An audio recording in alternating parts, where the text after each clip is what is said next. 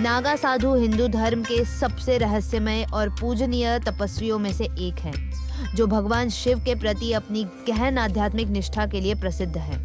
उनका इतिहास प्राचीन काल से जुड़ा हुआ है, जब ऋषि और मुनि सांसारिक सुखों का त्याग करके आध्यात्मिक साधना में लीन हो गए थे। नागा साधु अखाड़ों से जुड़े होते हैं, जो अनुशासन और आध्यात्मिकता को बढ़ावा देते हैं। ये साधु धार्मिक अनुष्ठानों, विशेष रूप से कुंभ मेले जैसे आयोजनों में महत्वपूर्ण भूमिका निभाते हैं। मूल्य शिक्षा में आपका स्वागत है। आज हम बात करेंगे नागा साधुओं के बारे में, जो पृथ्वी पर विचरण करने वाले महानतम आध्यात्मिक व्यक्तित्वों में से एक है। चलिए शुरू करते हैं। नागा साधुओं का इतिहास और उत्पत्ति।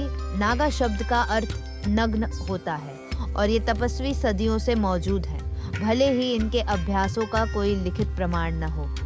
नागा साधु आत्मा के योद्धा माने जाते हैं, जो न केवल ध्यान और त्याग में प्रशिक्षित होते हैं, बल्कि युद्ध कला में भी निपुण होते हैं। वे हिंदू धर्म की रक्षा के लिए बाहरी आक्रमणों और खतरों का सामना करते थे। ऐतिहासिक रूप से वे धर्म की रक्षा और पवित्र मंदिरों और परंपराओं को संरक्षित करने वाले योद्धा के रूप में उभरे।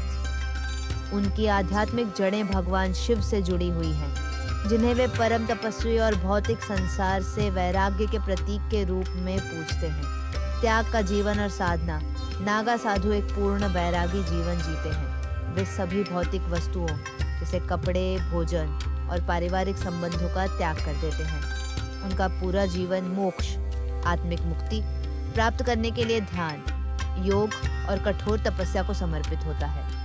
वे अपने सांसारिक इच्छाओं को समाप्त करने के लिए कठिन तप करते हैं और अक्सर गुफाओं, जंगलों या हिमालय की पहाड़ियों में निवास करते हैं। उनका त्याग न केवल शारीरिक है बल्कि मानसिक भी, क्योंकि वे सभी लगाव और अहंकार का त्याग करते हैं और आत्म साक्षात्कार की अवस्था तक पहुंचने का प्रयास करते हैं।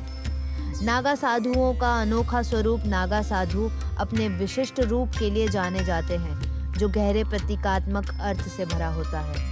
वे नग्न रहते हैं या बहुत ही कम कपड़े पहनते हैं और अपने शरीर को पवित्र अग्नि की राख से ढकते हैं। उनकी नग्नता भौतिकवाद और सांसारिक इच्छाओं से उनके पूर्ण वैराग्य को दर्शाती है। उनका शरीर पर राख लगाना मृत्यु की याद दिलाता है और यह संकेत करता है कि भौतिक शरीर अस्थायी है, केवल आत्मा ही शाश्वत है। उनके जटाजूट, लंबे उलझे हुए बाल उनके तप और त्याग को और भी स्पष्ट करते हैं। बाल न काटना उनके वैराग्य की प्रतिज्ञा का पालन करने का प्रतीक है। यह शारीरिक स्वरूप उनके आध्यात्मिक सफर का प्रतिबिंब है, जो सहनशीलता, कठिनाई और अनुशासन की आवश्यकता को दर्शाता है। अखाड़ा और कठिन दीक्षा प्रक्रिया। नागा साधु बनना आसान नहीं है। दीक्षा प्रक्रिया बहुत कठोर होती है और साधक की भक्ति, सहन शक्ति और सांसारिक लगाव छोड़ने की तत्परता की परीक्षा लेती है। दीक्षा अखाड़ा नामक मठों के माध्यम से होती है, जो नागा साधुओं के प्रशिक्षण और आध्यात्मिक मार्गदर्शन की देखरेख करते हैं। दीक्षा प्रक्रिया में साधक को उपवास, ध्यान और आत्मसमर्पण के कठिन अभ्यास करने पड़ते हैं। इसमें सबसे महत्वपूर्ण है अपने अंतिम संस्कार का प्रदर्शन, जो यह दर्शाता है कि उन्होंने अपने पुराने सांसारिक जीवन से संबंध तोड़ लिया है। अखाड़ा प्रणाली नागा साधुओं की परंपरा को बनाए रखने में महत्वपूर्ण भूमिका निभाती है। कुंभ मेले जैसे बड़े धार्मिक आयोजनों में नागा साधु अखाड़ों के नेतृत्व में पवित्र स्नान और जुलूसों का हिस्सा बनते हैं। आध्यात्मिकता और मोक्ष की खोज।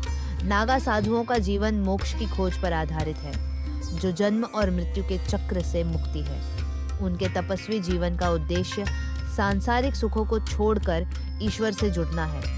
उनके त्याग और तपस्या से यह सिखाया जाता है कि सच्ची शांति और संतोष भीतर से आता है, न कि बाहरी उपलब्धियों से।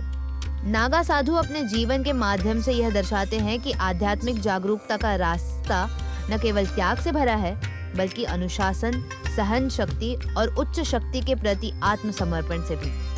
तो दोस्तों, नागा साधुओं का जीवन हमें कई मूल्यवान सबक सिखाता है। त्याग, अनुशासन और भक्ति के साथ जीना, यही सच्ची आत्मसंतुष्टि की कुंजी है। अगर आपको यह जानकारी पसंद आई हो तो वीडियो को लाइक करें और हमारे चैनल को सब्सक्राइब करें। धन्यवाद।